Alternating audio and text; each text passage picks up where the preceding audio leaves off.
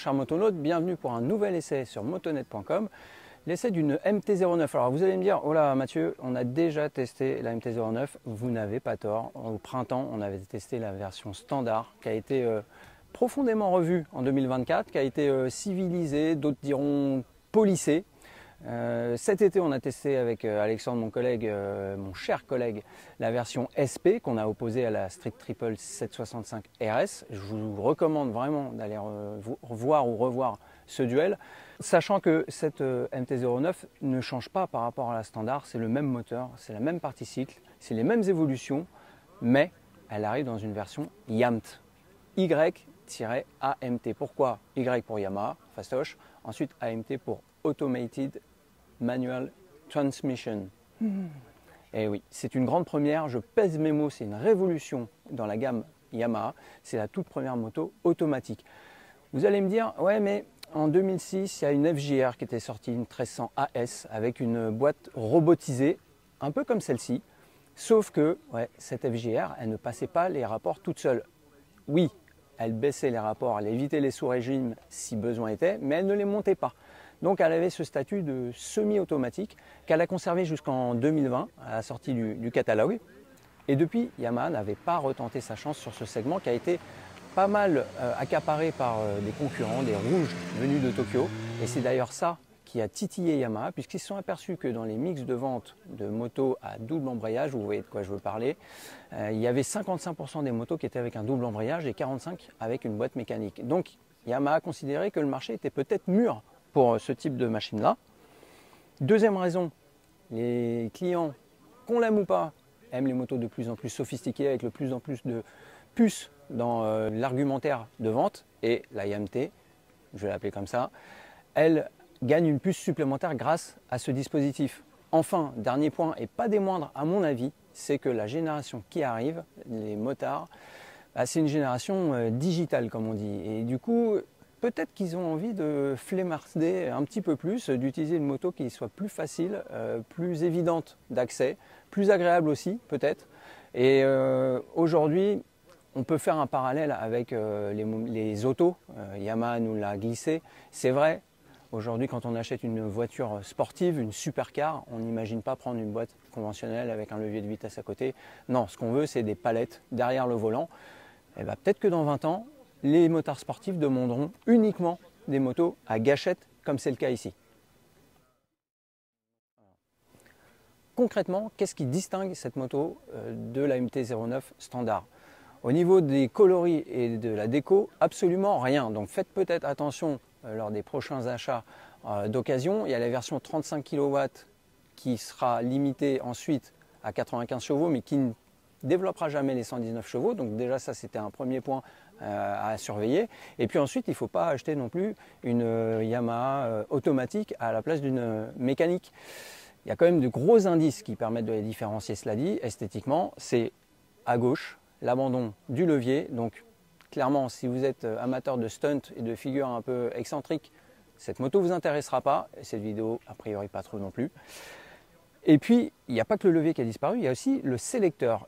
Ils ont fait table rase de tout ça et ils ont mis à la place une petite gâchette à bascule avec un moins, un plus dessus qui permet de passer les vitesses. On manie cette moto donc au doigt et à la gâchette. Comment ça fonctionne? Eh bien, c'est plutôt simple dans le principe. Après, à mettre en œuvre, c'est une autre paire de manches. Il y a finalement deux moteurs électriques qui ont été greffés sur le moulin, sur le CP3 d'Iwata, le 3 cylindres qu'on connaît bien aujourd'hui. À droite, un petit moteur qui va activer l'embrayage et à gauche, un petit moteur, pareil, qui va activer la sélection, qui va changer les rapports à la place du pied gauche. J'en profite pour saluer un bon ami de motonet.com, un pilote, Jules Cluzel. Vous allez comprendre pourquoi. Les fans savent qu'à la fin de sa carrière, Jules ne pouvait plus utiliser son pied gauche pour passer les vitesses. Il avait une mobilité trop réduite et du coup, cette moto pourrait peut-être intéresser certaines personnes qui n'ont plus tout à fait autant de dextérité dans le pied gauche. Ça pourrait même intéresser des personnes qui ont un handicap. On parle beaucoup des Jeux paralympiques en ce moment. Eh bien, figurez-vous que là, on va pouvoir conduire sans les pieds. Contrairement à Julot et au GMT 94, il n'y aura pas besoin de feinter et de placer un sélecteur à droite pour pouvoir utiliser cette moto. Là, tout se passe au niveau de la main. Ça peut être un bon point pour certains. Alors l'intérêt premier de cette moto, c'est la transmission automatique. On le voit ici, il y a un petit AT. Lorsqu'on démarre la moto, on voit un D s'afficher tout en haut à droite du tableau de 5 pouces entièrement en couleur. Et donc, à ce moment-là, lorsque le moteur est démarré, il suffit d'une petite traction au niveau de la gâchette sur le plus, on tire vers soi, le premier rapport est enclenché et à ce moment-là, on relâche le frein, la moto n'avance pas, je vous rassure. En revanche, dès qu'on actionne la poignée des gaz, la moto décolle. Au début, c'est pas toujours évident, les premiers démarrages se font avec un petit à-coup, il faut le reconnaître, mais c'est parce que les motards ont plus l'habitude de doser avec la main gauche côté embrayage qu'avec la main droite côté gaz. Au bout d'une dizaine de démarrages, ne vous inquiétez pas. Eh les gars là, il y en a qui travaillent hein. Ah, il faut une petite dizaine de démarrages pour s'habituer à doser finement la manette des gaz. Après, les décollages se font sans heurts, sans aucun souci. C'est aussi facile qu'un scooter et sans être péjoratif, en ville, ça sera vraiment canon. Puisqu'on ne s'occupe plus des vitesses, alors effectivement, lorsqu'on est un motard aguerri, la moto c'est un prolongement de soi-même, on ne calcule même plus les changements de vitesse, on n'y fait pas attention. Cela dit, le fait d'avoir une moto automatique, ça peut peut-être quand même inconsciemment libérer des neurones pour surveiller d'autres choses sur ce qui se passe dans la circulation, sur son placement à soi, sur sa vitesse, sur sa direction. Ça libère peut-être un peu d'attention et puis si on n'a pas besoin de plus d'attention, on est plus relax, on est plus détendu. En mode D, lapsus. En mode D, la moto va circuler sur les premiers et deuxièmes rapports en ville, à moins de 30 km/h. Après, lorsque les limitations passent à 50, elle passe le troisième rapport et là on déambule vraiment tranquillement. L'avantage de cette moto, c'est qu'elle a un moteur coupleux, 93 Nm à 7000 tours minute. Ça veut dire qu'à moitié moins dans les bas régimes, il y a déjà de la réponse.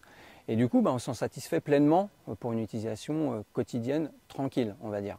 Sur route, il y a un tout petit hic qu'on a noté nous chez Motonet, c'est que sur le sixième rapport, il faut dépasser les 80 km/h pour qu'elle passe le sixième rapport à notre place. Donc ça demande de rouler un tout petit peu au-delà, mais bon, avec la retenue du radar, ça devrait passer. Et puis ensuite, si on veut mettre plus de rythme, que ce soit en ville, c'est pas trop conseillé, mais en route, ça, on aime bien. On peut, au moyen du bouton mode, qui est toujours présent ici, actionner le mode D+. Et là, le moteur prend plus de régime. On atteint parfois, si on le demande vraiment, les 119 chevaux qui sont à 10 000 tours minute. En fait, la moto s'adapte au pilotage. C'est-à-dire que si vous passez votre temps à ouvrir en grand, vraiment, la poignée de gaz, elle comprend que vous voulez tirer le maximum du moteur et du coup, elle va vraiment laisser le moteur prendre des tours.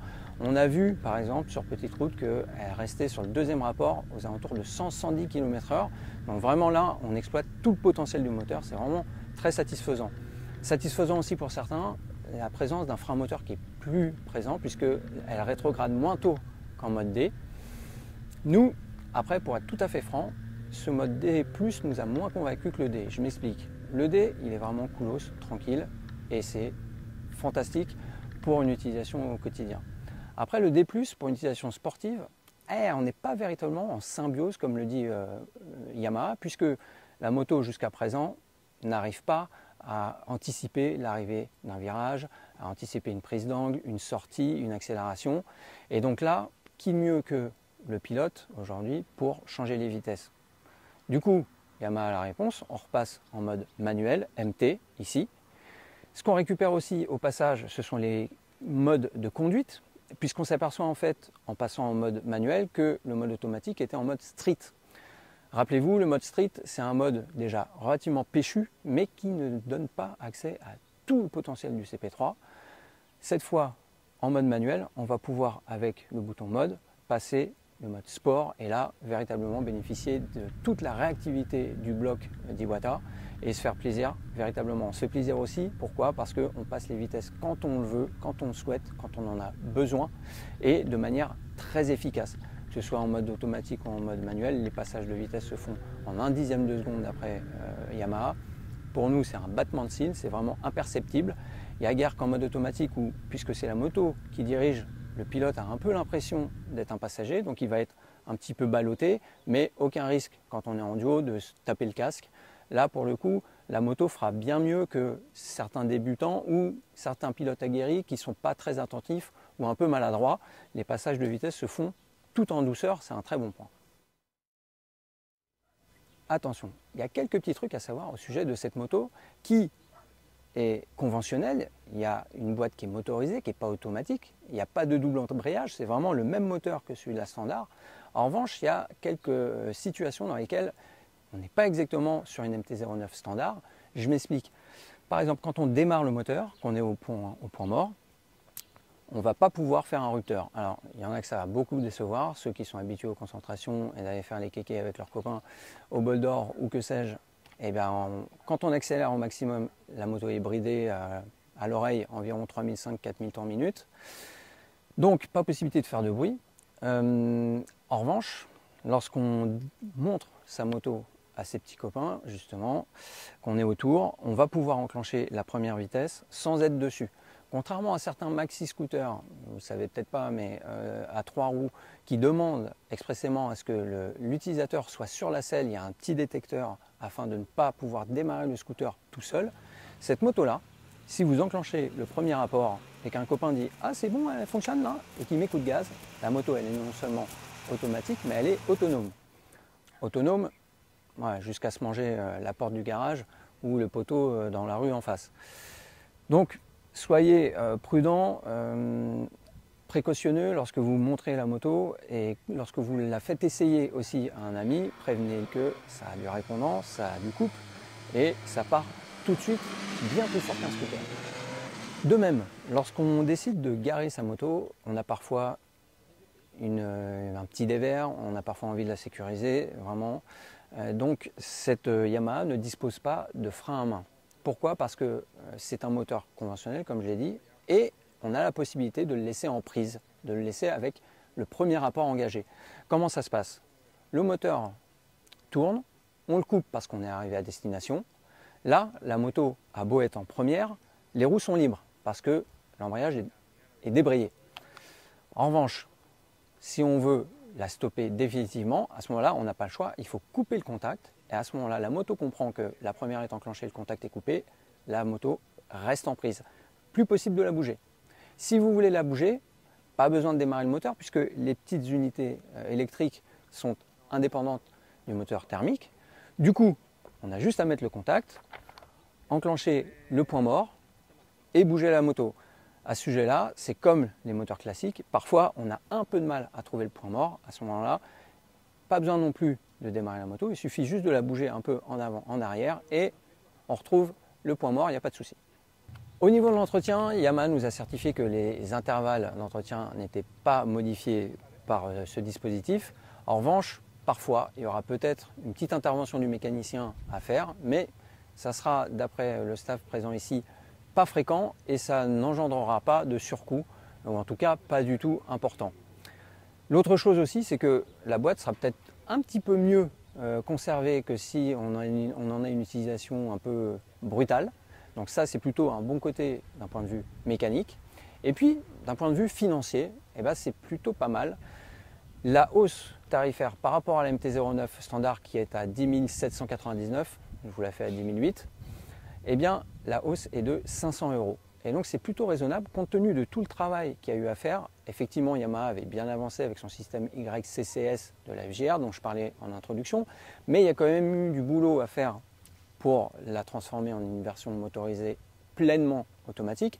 Il y a des ingénieurs qui ont bossé dessus. Il y a des évolutions qui n'apportent pas ce genre d'innovation qui coûtent plus cher. L'avantage aussi de ce dispositif pour Yamaha et pour les futurs clients, c'est que ce système-là peut être greffé sur d'autres motos et d'autres moteurs. Si bien que Yamaha nous a prévenu depuis le début, il faut s'attendre en 2025 à ce que d'autres modèles reçoivent ce type de dispositif.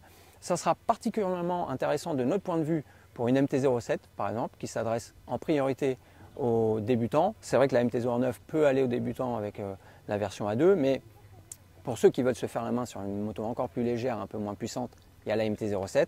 Elle arrivera avec le système YK MT. Et puis on pense aussi forcément à la Tracer 9, la Tracer 9 GT+, qui deviendra plus Premium YAMT. Ils trouveront une dénomination top, on leur fait confiance. Mais ça permettra de faire la route sans du tout se fatiguer et de faire des bouchons la semaine en se fatiguant encore moins. Le bon point que marque Yamaha, c'est que dans les 500 €, ils incluent aussi la Smart Key qui est présente sur la SP. Effectivement, pour la moto la plus aboutie actuellement dans le catalogue Yamaha, il fallait quand même ce gadget-là qui apparaît notamment sur le T-Max, qui apparaît aussi sur la SP et donc qui évite d'avoir à se trimballer la clé de contact. On la garde soigneusement dans sa poche. On peut faire le plein de la moto sans sortir la clé non plus. Une fois qu'on l'a essayé, franchement, c'est adopté. Avantage aussi du dispositif, il ne pèse que 2,8 kg. En plus, c'est plutôt bas placé, donc en termes de dynamique, ça ne change absolument rien. C'est vrai que sur des motos plus lourdes, on peut se satisfaire d'un système plus lourdin, comme c'était le cas sur la FJR qui avait des commandes hydrauliques, ou comme sur des concurrentes qui ont des doubles embrayages qui sont plus coûteux et plus gros. Là, pour le coup, c'est un système qui est très discret et qui n'est pas compliqué à installer. Pour Yamaha, c'est un bon point pour eux. La dernière bonne nouvelle que j'ai à vous donner, c'est que cette moto est disponible dès aujourd'hui. Vous pouvez aller voir votre concessionnaire Yamaha. Il devrait en avoir une à l'essai. C'est vrai qu'ils nous ont pris à contre-pied. On s'attendait plus à ce que ce soit sur une petite urbaine ou sur une grande voyageuse. Finalement, c'est sur un roadster sportif. Tout ça, c'est calculé. La démarche est complètement assumée de la part de Yamaha. C'est pour prouver, et ils ont plutôt raison, que ce système est efficace, n'enlève rien du fun de la moto. C'est juste que il faut s'accoutumer à la conduite. C'est vrai que d'un point de vue personnel, j'ai pas mal de fois cherché le sélecteur pour m'apercevoir qu'il avait disparu. La gâchette, le maniement n'est pas toujours évident au début en tout cas, mais j'imagine qu'après une semaine en compagnie de la machine, on n'y pense absolument plus. Voilà ce qu'on pouvait dire au sujet de la MT-09 YAMT. Je vous invite donc à faire un essai en concession pour vous faire un avis. Je vous invite surtout à rester connecté à Motonet parce que de grosses nouveautés arrivent 2025 chez Yamaha et chez d'autres constructeurs. A plus et bonne route. Good. Attention, il y a quelques petits trucs à savoir sur cette moto. La première chose, c'est que lorsqu'on la démarre en neutre, on ne va plus pouvoir faire de rupteur. Ça en dérange certains qui vont au bol d'or dans quelques jours ou qui ont envie de faire un petit rupteur pour aller réveiller la voisine qui est mal léchée. Non, n'importe quoi.